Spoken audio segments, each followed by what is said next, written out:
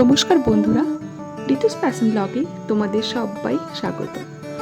আজ হলো 7ই নভেম্বর। দিনটা আমার কাছে খুবই স্পেশাল, কারণ সেটা আমি তোমাদের পরে বলছি। সত্যি এই দিনকে আমার নতুন করে জন্ম হয়েছিল মা রূপে, কারণ মাতৃত্বের স্বাদটা খুবই অদ্ভুত, আর এটা আমি বুঝতে পেরেছিলাম আমার মেয়ে আসার পর। আজ আমার মেয়ের জন্মদিন, তাই সকালবেলা চলে গেছিলাম পুজো দিতে ওর নামে। আর সকাল সকাল উঠে আমি ওর ভিডিওগুলো করে রেখেছিলাম, কারণ পরবর্তীকালে ও যেন এই ভিডিওগুলো দেখে যে আমার মা এই ভিডিওগুলো বানিয়ে রেখেছিল। তো পুজো দিতে গেছিলাম, কারণ আমি একাই গেছিলাম পুজো দিতে, তাই ফাঁকা ছিল। ও মেয়েকে ওখানে বসিয়ে রেখে আমি পুজোর নিয়মকানুনগুলো করছিলাম। তারপরে শিবের পুজো হলো। তো শিবের শাড়ির কানে মন সব কিছু বললে নাকি ডাইরেক্ট শিবে পৌঁছে যায়।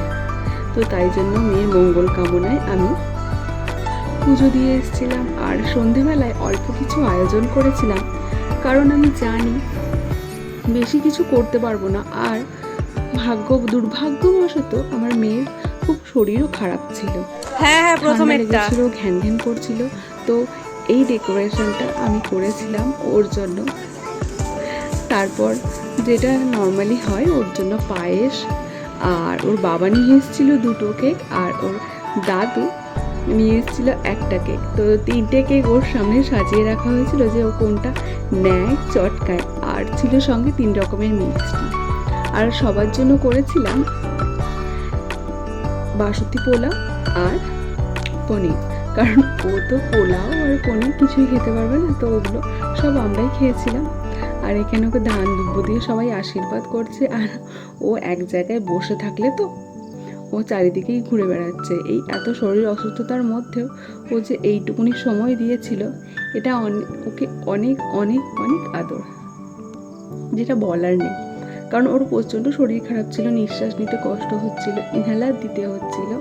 তারপরেও ও এই জিনিসটা করেছে। আমি একবার ভাবলাম যে ওর জন্য এইটুকুনি হয়তো করতেই পারবো না, কারণ আমি ভেবে রেখেছিলাম যে ওর 1 বছর জন্মদিনে ওকে একটা কেক চটকাতে দেব।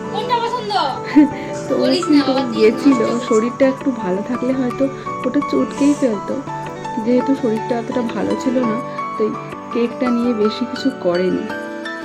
আর 3টে দেখে আমি ওই হাত দিয়ে ইশারা করছিলাম যে কেকটা নিয়ে চটকাও, কিন্তু কেকটা নিয়ে কিচ্ছু করেনি। তো যাই হোক, সবাই এক এক করে আশীর্বাদ করলো, আর একটু পায়েস খাওয়ালো, আর 3 রকমের মিষ্টি একটু মুখে ছুঁয়ে দেওয়া হয়েছিল। তারপরও এগুলো নিয়ে বদমাইশি করতেছিল কিছুক্ষণ।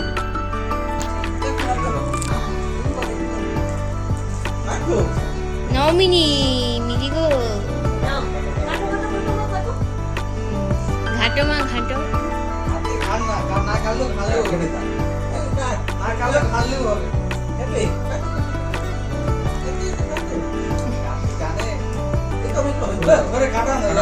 আরে গাড়ি দাও না, সবগুলো একবার করে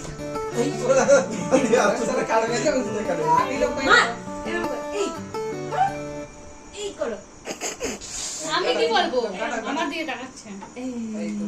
এই তো বাস ডাক্তার কুই রয়ে গেছে, হাত তার ছেড়ে দিয়েছে।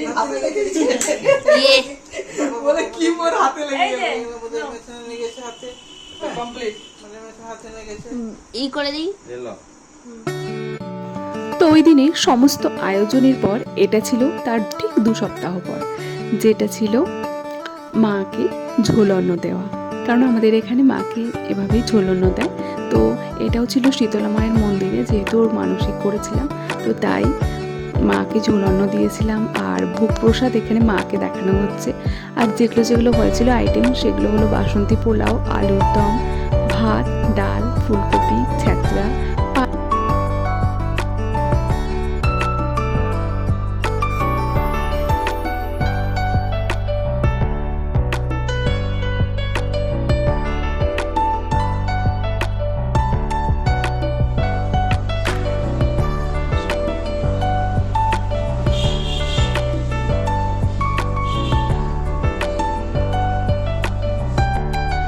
এখানে পুজো আর্চা সবকিছু বাদ দিয়ে আমার মেয়ে কিন্তু আমার মেয়ের কাজ করে যাচ্ছিল, যেটা হলো কিনা ও সমস্ত কিছু পর্যবেক্ষণ করা, এটা কিভাবে বাজায় ওটা কিভাবে বাজায়। তো যাই হোক, ঠাকুরমশাই আমাকে পুজোর সামনে ডাকলো, দিয়ে বললো যে তোমার মেয়ের নামে যেহেতু পুজো, তাই তোমায় ফুল বেলপাতা দেবো, ওটা দিয়ে মেয়েকে আশীর্বাদ করো। তো আজকের ব্লগটা তোমাদের কেমন লাগলো সবাই অবশ্যই জানিও। টাটা।